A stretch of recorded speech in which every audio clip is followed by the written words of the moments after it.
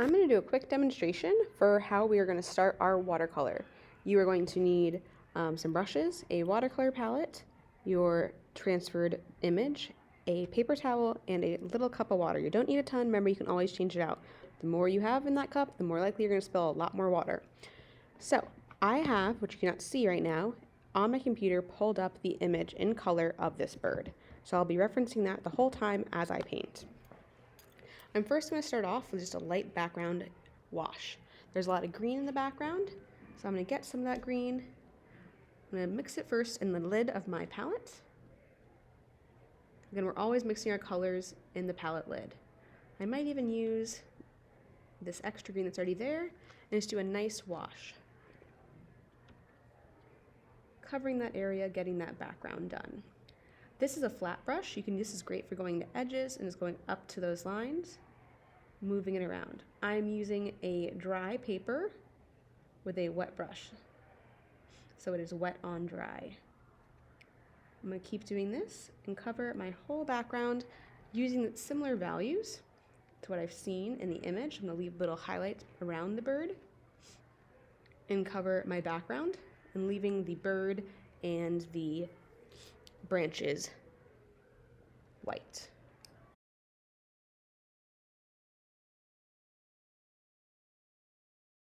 To do a blended effect, I can add some water and just, without adding any more pigment, blend that little bit of pigment out and away with a really light wash in that lighter area. Again, these light areas will be super easy to paint over in the future if I want to layer. You may notice that your paper starts to rise up a little bit, and that's okay. This is not a large amount of buckling, and you can press it down later, or when it is placed in a frame, it will become flat again. As long as you don't have too much water on your paper, it will not be extremely wavy, but more of it's one piece of wave. I've done my background now. Oh, I think I got a little space I actually need to get in here. Always double check your reference image before moving on. Looks like a nice little abstract wash for the background. I'm going to go in, and again, I'm working my lightest, thinnest colors first before adding any darkness. Day one, you should have no dark browns, no dark purples, no dark blues. Okay, you should be working with really light and thin, translucent colors. I'm going to go now, and I'm going to do this lovely yellow that I see on my bird. And this, you can see there's a little bit of orange in here. I can clean that off by just getting a brush, wiping it away like this. You don't need to dump water into it. I just need to wipe it off. You can always wipe a paper towel off to clean it off. Okay, so this has a nice little yellow belly, so I'm going to put that yellow belly on and check in my palette. I'm going to place that yellow here. And yellow is a very light color, so it's a really good place to start if you have yellow on your animal.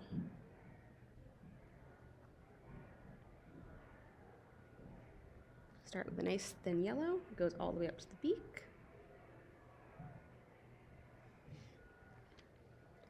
And then I do notice that there is a little bit of like a shadow, kind of a bluish color. So I'm going to take a little bit of that blue after cleaning my brush off in the water. And I'm going to just put a little bit of that in.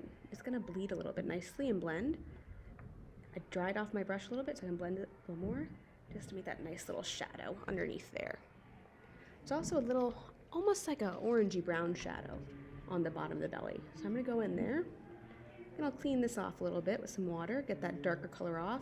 Again, so that if you ever see paints that, look a little dirty or a little sad, you can easily clean them off with just a little bit of water. Just a little water, a little motion, and just a gentle clean. Okay, I'm going to dilute this in my palette because I know I don't want it to be super strong. I'm actually going to add a little bit of brown in that to make that a little less bright, because I don't want a super bright orange. It's more of a natural orange. And then I'm going to place that down here. And again, since it's still wet, since I'm going wet and wet right now, it does blend together.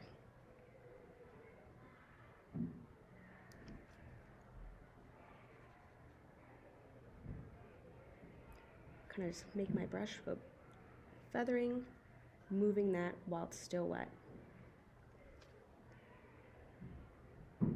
helping those transitions and those blends. Make sure it's just pure water for the next part, because I feel like this orange is overpowering this yellow a little bit. Kind of come back in. And then you have a little nice yellow belly. I'm then going to go, and the next lightest part is my branches that are kind of like a soft bluish gray. So I'm going to take this blue, put some over here, grab a little more, grab a little more. And I'm also going to grab a teeny bit of black, because black is really strong. And I don't want it to actually be black, I want it to be more of a gray, a grayish blue. And again, get a little bit more blue. I'm going to use that. I'm going to start with that because some of it's very light. So I'm going to start with that as actually the shadows that I see on my image. So I'm going to go in and place just a little bit where the shadows are going to be, and I'm actually just going to use water to blend that out after I place the ink.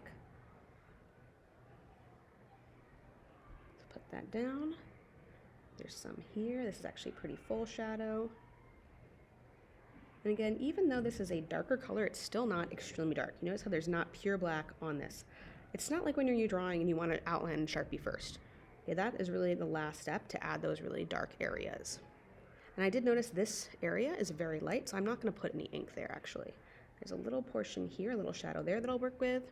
And again, I'm just going in and getting those areas that have a little bit of shadow in them, and then I'm going to blend that part out. Because this isn't an extremely dark area, it actually is pretty light, but it does have a shadow that I'll blend out.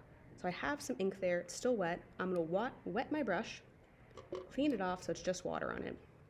Now I'm going to use this to blend that ink, soften it, and soften the shadows so it's not just a line. Kind of dilute that and soften that edge. And again, I'm always looking at my reference image to check and to see where those shadows lie. Because some of them will be a little bit wider than others.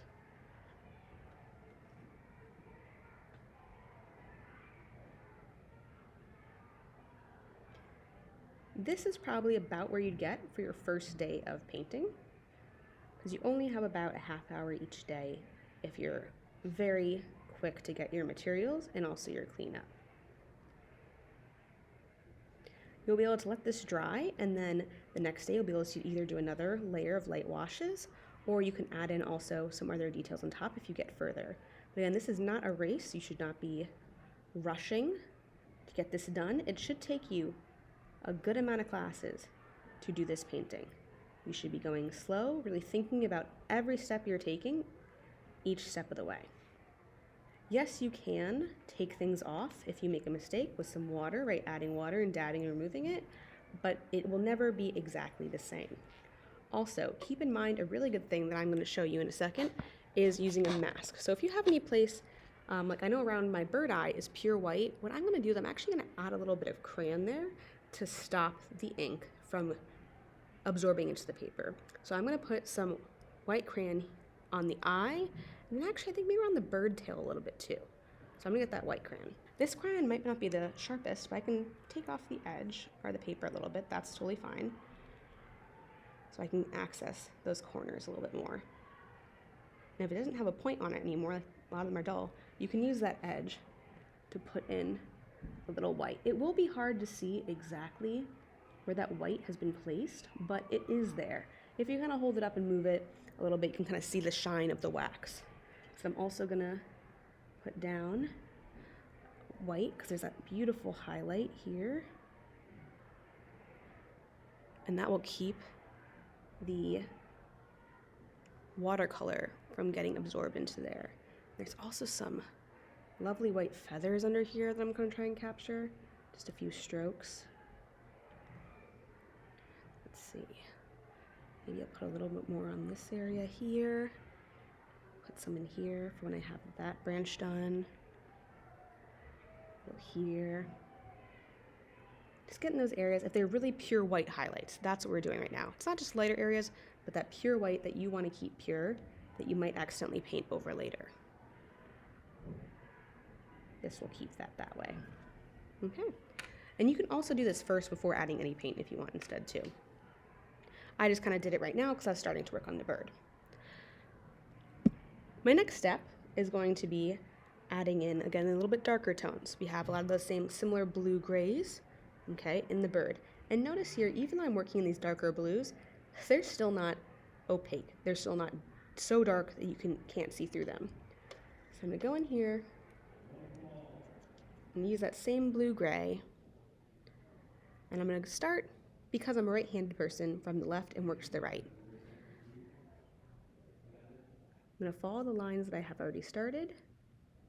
You can see that resistance, that wax right there. I'm gonna place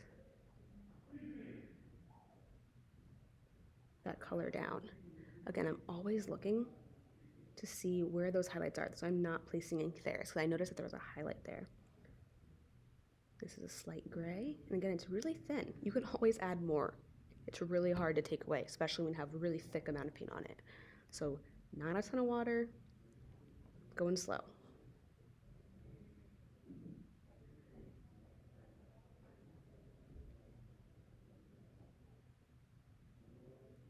Actually, I'm gonna go back in, and I'm gonna actually, instead of worrying about trying to be exact with these little white stripes, I'm gonna go in and make a few white stripes here. And let's see how the magic works.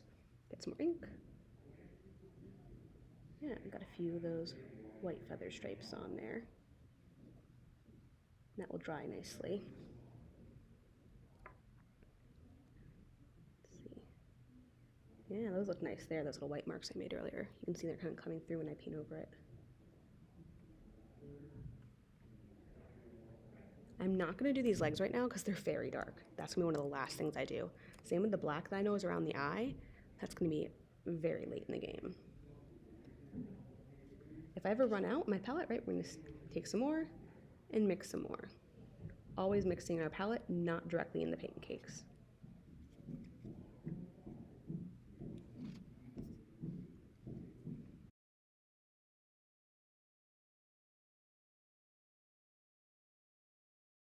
The head is very blue, but a lot of the rest of the bird is grayer, so I'm actually going to use gray for that. And again, right now I'm just adding just pure water to dilute and blend out that other area. And I am going to let this dry before I even attempt to do that dark shade on it, because I don't want that darkness to bleed into that blue. Okay, I want that to be on top of it. Otherwise it might explode like a little firework on there, and I do not want that happening. I want to be able to control what I'm painting, and to do that, I need to make sure that it is dry when I'm adding something else on top. Add a nice just light blue layer onto this, like a light blue-gray, that I then can put those black spots on later. Because this isn't always a pure white, it's kind of like a little light white. But oh, you see I just kind of touched that and exploded? That's what I'm talking about. Kind of blend that out.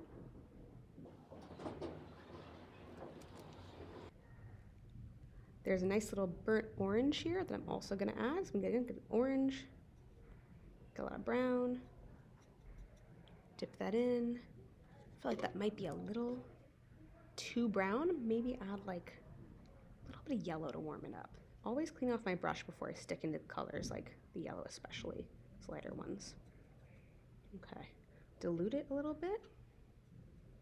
Then I'm going to use these for these lovely flowers. And I'm going to put it in the shadow area because the light part is going to be having water to make it lighter.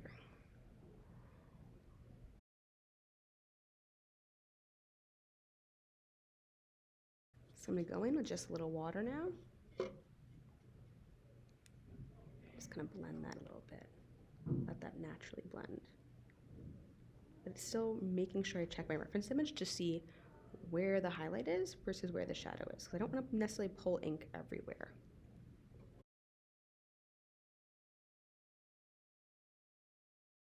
I'm going to keep repeating this process while I finish up and keep adding layers. So for example, I can see that this is pretty dry right now. It's not shining anymore. This is shining with the light. This is not.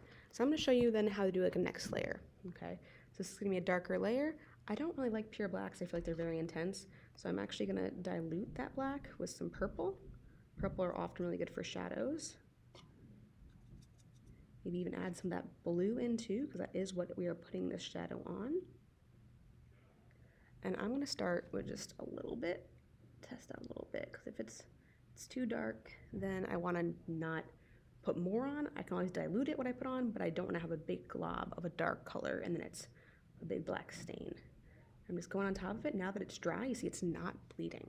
Okay, I can do more details and put in those shadows as I see with the bird reference image. I can go on in and some of those spots that I see, I can add those spots. I can go in and I know that there are some black feathers here that I can kind of add in. Add some little feather spots as well here. Again, this is still like a medium layer. Even though it's a darker color, it's still pretty see-through. It's not extremely dark. You can see through this pretty well. I could layer over this with a darker color if I wanted to later. It's all about thin, multiple layers. And notice I haven't gone back in to grab more ink. I'm gonna keep using this light layer until I really can't use it anymore. Because remember, I can always add in more dark. It cannot necessarily take it away, at least not perfectly.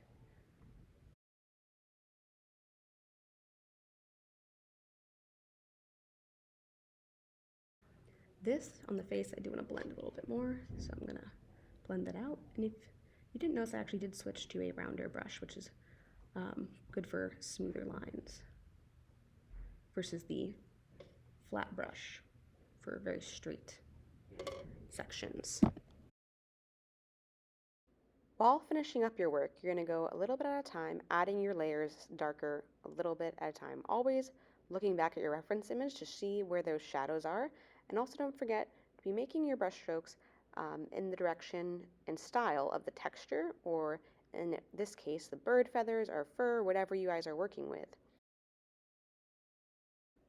Keep in mind, you want to make sure that if you're working in a certain area, that if it's wet, it might end up bleeding. This might be something expressive that you want, but if you do not want your paint to disperse and move around with a little less control, you want to make sure that each area you're going in is dry, especially when you're at this point where you're later on doing those fine details and texture strokes.